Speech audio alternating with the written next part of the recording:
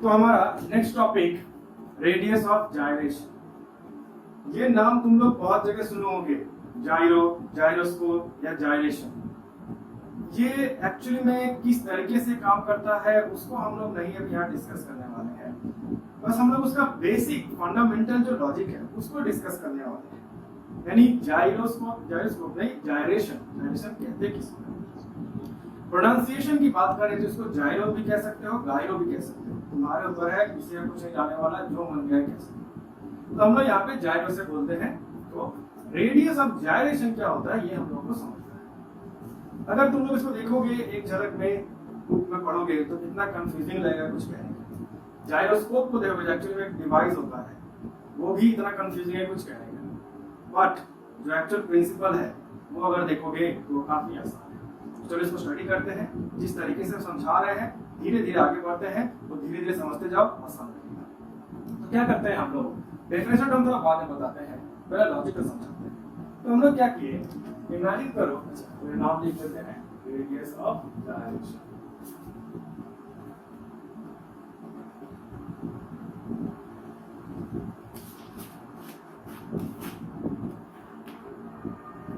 Radius of gyration में imagine करो एक बॉडी ले लिए हम लोग, लैमिना। उसको लैमिना भी कह सकते हैं, एक टुकड़ा, वो भी बॉडी का 2 डायमेंशन होता, बढ़िया है, थोड़ा सा थिकनेस रहेगा, उसको लैमिना भी कहते हैं। तो कोई भी एक लैमिना हम लोग ले लेते हैं, 3 डायमेंशनल 2 डायमेंशनल जैसा ही बॉडी हो, कोई प्रॉब्लम नहीं। अब ये रहा वो हमारा लैमिना या रिजिड बॉडी, और ये जो बॉडी है वो इस एक्सिस के इर्द गिर्द घूम रहा है। यानी this body is performing a rotational motion about this axis of rotation. अब इसको कैसे हम लोग समझेंगे, तो बिल्कुल जैसे कि पिछले टॉपिक में समझाए थे, ये रहा हमारा एक्सिस ऑफ रोटेशन, मान लो ये रहा एक्सिस ऑफ रोटेशन, और ये रहा हमारा लैमिना। ये कैसे घूम रहा है, ऐसे करके रोटेशन मारते जा रहा है, यहाँ से फिर ऐसे घूमते हुए आ रहा है, यहाँ पे भी जा रहा है, यानी ऐसे करके घूम रहा है। तो ये समझ जाओ तुम लोग, ये तो हम यहाँ पे समझा नहीं पा रहे सही से। यानी मान लो अगर इसको ऐसे पकड़ते हैं, तो ये अगर बॉडी है लैमिना, तो कैसे घूम रहा है, ऐसे करके घूमते जा रहा है, बिल्कुल ऐसे करके यहाँ से घूम रहा है, फिर यहाँ से आएगा और ऐसे करके यहाँ से घूमते जा रहा है। तो इस तरह का रोटेशन होगा। इसको ऐसे मत समझना कि ये ऐसे करके ऐसे घूम रहा है, ऐसे करके ये गोल नहीं जाएगा, ये अलग मोशन हो जाएगा। हम चाह रहे हैं कि ये ऐसे करके घूमे, ये जाएगा और ये ऐसे जाएगा, दोनों के बीच का फर्क समझना अच्छे से, समझ में आया? तो जब ये ऐसे करके गोल घूम रहा है तो इसका मोमेंट ऑफ इनर्शिया अगर निकालनी जाए तो तरीका तुम लोग को हम समझाएं क्या होता है। मोमेंट ऑफ इनर्शिया कैसे निकालेंगे, हर एक बॉडी को क्या करेंगे, छोटे हिस्सों में तोड़ देंगे। Let this be mass m1 and distance r1, let this be mass m2 and distance r2 and so on. मालूम है क्या होता है। तो हम लोग क्या करेंगे, इस रिजिड बॉडी को काफी n number of small particles में तोड़ देंगे और हर एक स्मॉल पार्टिकल का मोमेंट ऑफ इनर्शिया निकालेंगे और फाइनली सभी को ऐड कर देंगे, तो नेट बॉडी का मोमेंट ऑफ इनर्शिया निकल के आ जाएगा। Now in this particular case, in this radius of gyration, हमारा एक पर्टिकुलर कंडीशन पुट करना पड़ेगा दैट हम लोग जितना भी ये पार्टिकल्स में इसको डिवाइड करेंगे, सारे पार्टिकल्स का आइडेंटिकल मास होना चाहिए, यानी सभी का मास बराबर होना चाहिए, m सभी का होना चाहिए। तो m1 m2 नहीं करते हम लोग, सभी के आइडेंटिकल मास हम लोग बनाते हैं। यानी कंडीशन हम लोग क्या हो गया, पहला identical n numbers of identical parts, n number of identical parts में इसको डिवाइड कर। तो अब अगर इसका हम लोग मोमेंट ऑफ इनर्शिया निकालने जाएं तो वो क्या हो जाएगा, m1 और m1 नहीं होगा, m2 बराबर है m r1 whole square plus m r2 whole square plus m r3 whole square plus dot dot dot m rn whole square. ठीक है, अब अगर लास्ट में हम क्या करेंगे, जोड़ देंगे। m तो हालांकि सभी में कॉमन है। इसके बाद जब हम लोग करते क्या है, इस बॉडी का मोमेंट ऑफ इनर्शिया अगर निकालना हो तो क्या करते हैं हम लोग, इन सभी को जोड़ देते हैं, एक साथ लिख देते हैं कि moment of inertia I must be equal to summation of m r I square where I is equal to 1 to n। ये रहा इसी का मतलब, यानी टोटल बॉडी का मोमेंट ऑफ इनर्शिया निकल के आ जाएगा। और यहाँ पे n टाइम्स m है, कॉमन ले लिया तो उसमें लिख सकते हैं। अच्छा इसको एक और समझो, यहाँ पे हम लोग क्या किए, ये तो नॉर्मल प्रोसेस है मोमेंट ऑफ इनर्शिया निकालने। अब आ रहा है यहाँ पे radius of gyration. Radius of gyration क्या कहेगा, हम लोग क्या किए, इसका मोमेंट ऑफ इनर्शिया निकालने का प्रोसेस क्या किया हम लोग, इसको n number of small particles में भाग कर और भाग करके तब इसका मोमेंट ऑफ इनर्शिया निकालना। अब इमेजिन करो एक दूसरा पॉइंट है कंप्लीटली एल्सवेयर, मान लो यहाँ पे एक पॉइंट है जहाँ पे इमेजिन कर रही है सब कुछ, इमेजिन कर लो कि यहाँ पे पॉइंट है जहाँ पे entire mass of this whole body, let the entire mass of this whole body be capital M। तो अगर इन हिस्सों में इसको डिवाइड किए हैं तो हम यहाँ पे लिख सकते हैं कि this capital M is equal to small m into small n। तो क्या किए हैं, n हिस्सों में डिवाइड किए हैं तो सारे n हिस्सों के m को जोड़ देंगे तो क्या आएगा, मेन m आ जाएगा। ये तो समझ में आ गया यहाँ पे हम लोगों को। तो हम क्या बोल रहे हैं कि इमेजिन कर लो कि एक पॉइंट है जहां पे पूरे बॉडी का जितना मास है ना, सारा का सारा मास एक्यूमुलेटेड है यहाँ पे। तो इसका मास क्या बोल दिया, m।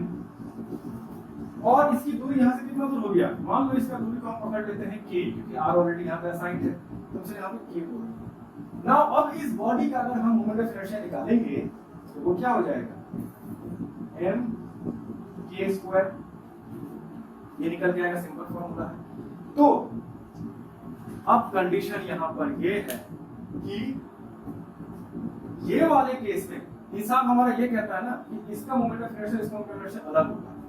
क्यों अलग होगा, बिकॉज सब पैरामीटर्स अलग अलग है, सिर्फ मास तो सेम रखे हैं, तो दूर दूर रखे हैं।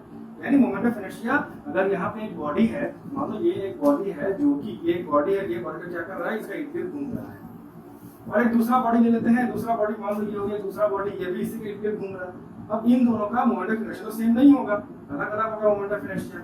लेकिन एक स्पेशल केस है जहां पे हम लोग बोल रहे हैं कि एक ऐसा पॉइंट खोजो जहां पे पूरे बॉडी का जितना मास है ना, अज्यूम कर लो कि उतना ही मास इसी का भी है, और ये डिस्टेंस है, ये डिस्टेंस तो एक ऐसा डिस्टेंस चुनो जिसको या ये वाले फॉर्मूले में पुट करें तो जो मोमेंट ऑफ इनर्शिया निकलेगा वो इसी के बराबर।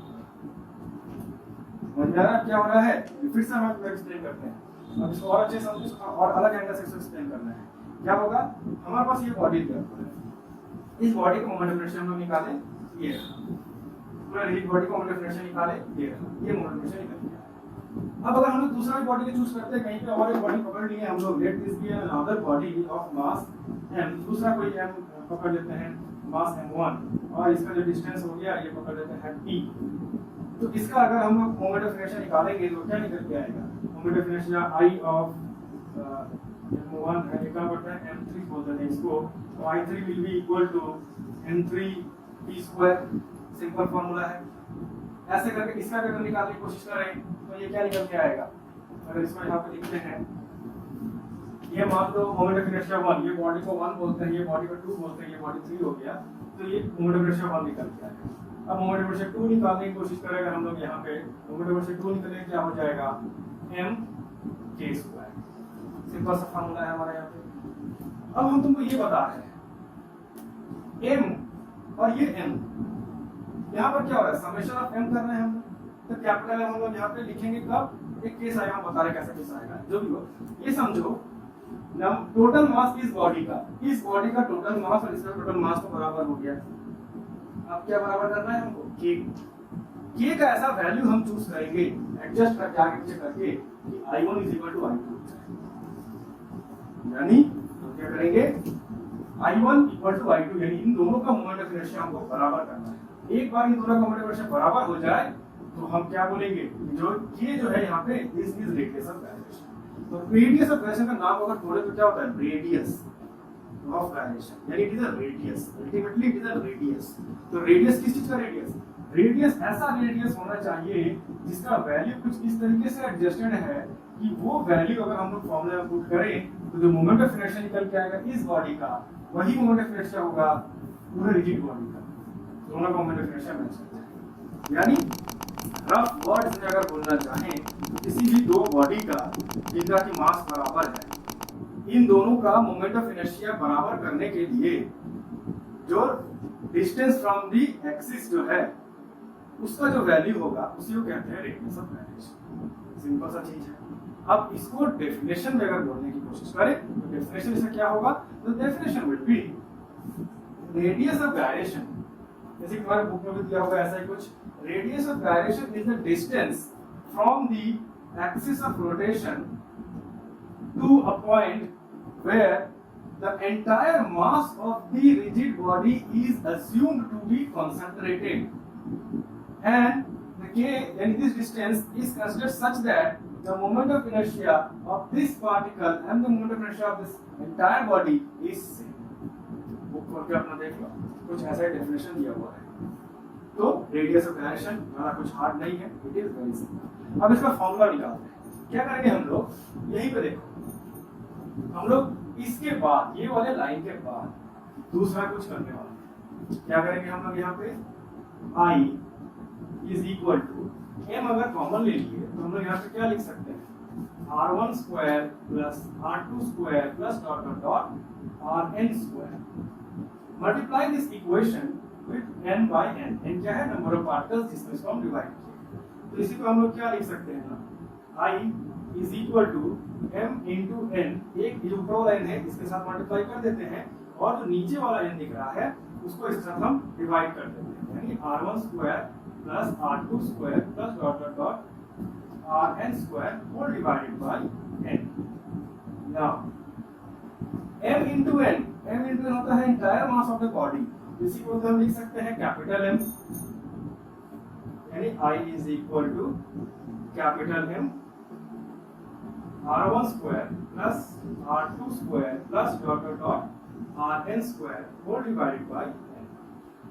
नाउ ये यहीं पे रखते हैं और हमारा next part of the derivation में आते हैं, that is the moment of inertia of this body must be equal to the moment of inertia of this body. और इस बॉडी मोमेंट ऑफ इनर्शिया ये रहा, तो इसका मोमेंट ऑफ इनर्शिया किसके बराबर होना चाहिए? बिल्कुल इसी के बराबर होना चाहिए। That means we can say, अच्छा इसका मोमेंट ऑफ इनर्शिया का फार्मूला क्या होगा? तो इसके मोमेंट ऑफ इनर्शिया को हम लोग लिख सकते हैं I is equal to m k square। तो इसका मोमेंट ऑफ इनर्शिया इसका मोमेंट ऑफ इनर्शिया बराबर होना चाहिए। दैट मींस हम लोग यहां पे क्या लिख सकते हैं नेक्स्ट स्टेप में? m k square must be equal to m r1 square plus r2 square dot dot dot rn square whole divided by n। Capital M cut जाएगा। नाउ हम लोग का रेडियस ऑफ गायरेशन जो है उसका असली रूप देने लग गया। और इसे देखो यहाँ पे स्क्वायर में है, दोनों तरफ रूट मार देंगे तो हमको k मिल जाएगा। That means k is equal to root over of mean of the squares. और इसी का एक नाम भी है, वो याद रखना, वो जिंदगी में आगे बहुत काम आएगा। इसको कहते हैं RMS वैल्यू, यानी now k will be r का RMS है। r का RMS है, इसका मतलब क्या होता है? r का root mean square value. Root mean square का मतलब क्या होता है? पीछे से पहले जितने भी r दिख रहे हैं सभी का स्क्वायर कर, फिर सबका मीन निकालो, मीन यानी एवरेज निकालो।